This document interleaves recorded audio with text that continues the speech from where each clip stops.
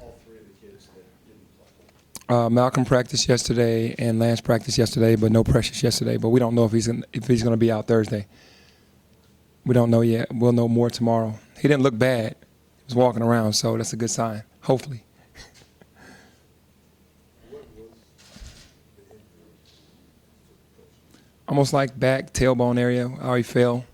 Got undercut when he went for a block and came down pretty hard. Has he just been banged up because you said he missed practice from knickknacks. Mm-hmm. I watched him getting stretched out before the game on Saturday. So where would you say, like, health-wise, He is banged up. He's banged up because he's having to do a lot. He's having to play all five positions, guard all five positions, and block shots and rebound and do so much for us. So, yeah, he's getting banged up. It's just freshman woes, you know. You play like how he plays and how we need him to play. You're going to get those little injuries. And he's been, like, tripped up, knocked out of the air, poked in the eye, all kind of things during practice over the last couple of weeks as well, so that adds to it. Is there a sense of frustration with the players because this hasn't exactly gone as well? How do you avoid that? It's probably just natural at certain times when Yeah, things aren't going well. I think it is natural, but I think for them it's more individual. Like they're frustrated because things aren't happening individually for them, and as a team, the focus needs to be on team. I think young guys, that's going to happen. Freshmen, that tends to happen more.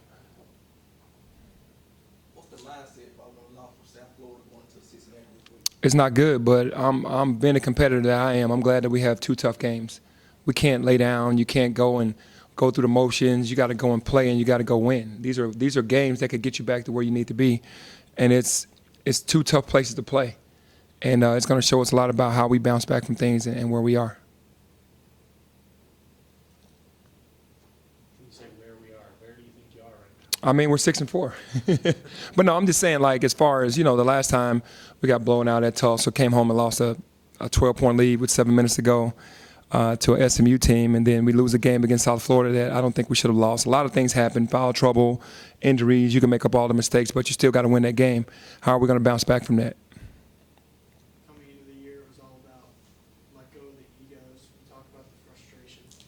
Is it harder to keep the egos in check when they're winning or when it's struggling? I think the same problems that have been there in the beginning are still there now because it's a young team. I don't think anything has changed. I think that when you're winning, obviously you can hide those, and when you're losing, they come out. So it's just how it's always worked on every team. If you are to be successful for these next 8 games, what do you think has to be better? Man, the toughness of how we play, the 50-50 balls, the boxing out, the mindset we had going into Tennessee has to be every game. And like I said, we lost that edge that we had as guards, rebounding, blocking out, hitting people, getting on the floor, doing whatever it takes. And I like being in this position because that's what we have to do now. There's no such thing as we can't do it. We're not going to box out. We're going to lose a rebounding battle. There's no time for any of that right now. We have to do all the little things. Why do you think the team lost that edge? Just youth, not thinking that it's important, thinking that you're going to win because you just show up. I think that's what happens because we preach it every day, and we talk about carryover from practice to the games. And then when we're in the games, we're preaching it during all the huddles. It just has to be a mindset, and now that mindset is here. Isaiah Maurice has put up better numbers over the past couple of games. How much of that do you think is because he's more comfortable and relaxed on the court, knowing that you guys are shorthanded, and if he makes a mistake, he may not necessarily be made right now? Yeah, our whole team isn't about how many mistakes you make. It's how you're following the game plan. You got to be able to follow a game plan. There's no knock on Isaiah. We need every kid on this team to be ready. But I'm not a coach that micromanages. It's not. You don't come out of the game because you miss a play or you miss a shot or make a turnover. I mean, that's been known. Guys have stayed on the floor. But if you don't know the game plan, then you're going to hurt the team. Then you can't play. So it's more to the basketball game than just scoring. And that's what every guy on this team needs to understand. And that's why we're losing the games that we're losing, because when you put certain matchups out there and certain groups out there, those groups don't mesh together because 3 guys know the game plan, 2 guys don't. 3 guys are playing hard, 2 guys aren't. It's just what we've been going through lately. So it's not about the offensive end. I think that's what young guys think. Obviously, you had a very successful game plan against Cincinnati the first Mhm. time, 49 points. What do you need to replicate from that first meeting, especially now that you're on the road? Well, how we played the pick and roll. I think we did a really good job on Cumberland when they went into the high pick and roll. We did some things that a lot of teams haven't done against him. I'm sure they'll be ready for it because now he has the ball for 40 minutes in his hands out top. But we just got to make him uncomfortable the entire game. You did a great job, Precious in particular, on both. What happens if Precious can't play? What's the backup plan? That was more Malcolm and the bigs. Precious didn't really guard him as much, but Malcolm really did a heck of a job on him, pushing him off his post, understanding what plays were coming. And if Precious did guard, he would do the same thing. But if he can't go, then Malcolm's got to do the job without getting into foul trouble. That kid's he's a handful. Lester did a pretty good job against. It seemed like he got him frustrated a little bit Mhm. when he was on. Do you expect him to try to go and body up against him? Yeah, for sure. I mean, Lester's not going to back down. Obviously, him coming off a 1-for-11 game against UConn and him not beating us because he expects to just beat us every time he shows up.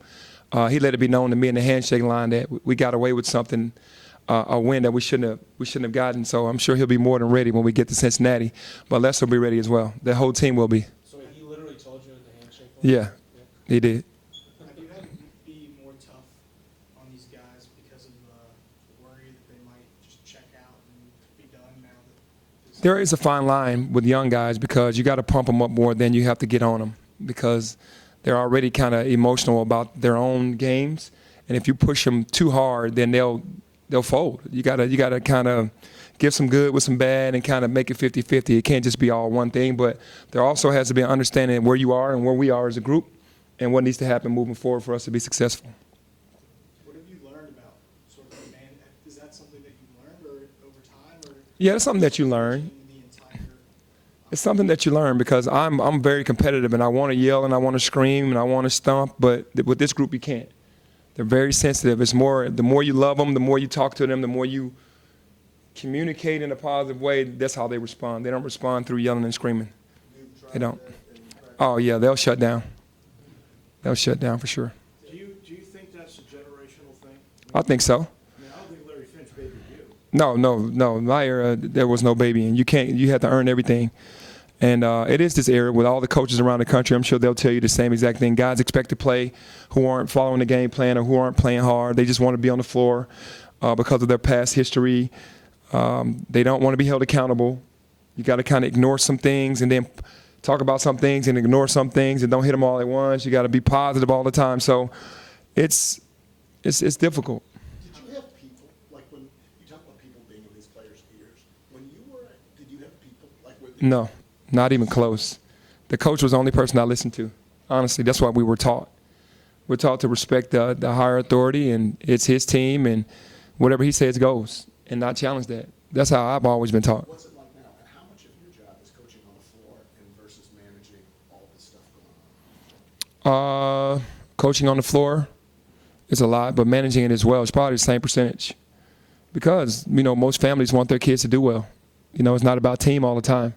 So you have to manage that. Every coach would say that. This is not something you've seen this in AAU when you were coaching. Oh, yeah. It's happened since I've been back, in high school and AAU and now college. It's happening everywhere. Is that the loudest outside noise that comes from family members? Yeah, the outside noise is bad for anybody. It's not good because if you're not in that locker room being a part of a family, then you really don't know. So that's why the guys, we always preach stay together, stay with your brother, and listen to the people in this group because we're fighting hard, and you have to stay together. You orchestrated offense a lot more last game and only 11 turnovers. Is that the game plan from here on out? Yes, for sure. Going to change some things up defensively too because we got to switch it up some because our young guys are being handed a deal where they have to guard these seniors and grad transfers at the end of the games, and we haven't voted well with that. So we got to help them out a little bit by changing things up, and there's also a challenge to them as well to get better in certain areas. So yeah, going to control the offense and switch some things up defensively as well. You got the turnovers under control, like you said, but the rebounding battle was way outside. So how do you fix that? Yeah, that doesn't usually happen, but that was disheartening because at home you have to scrap and fight, and that was all toughness. That's all a part of the 50-50 balls, the toughness that you got to bring every single night. It doesn't matter how many points you have. If you don't give them extra shots, you block them out, and you get the 50-50 balls, and you make your free throws, you have a great opportunity to win.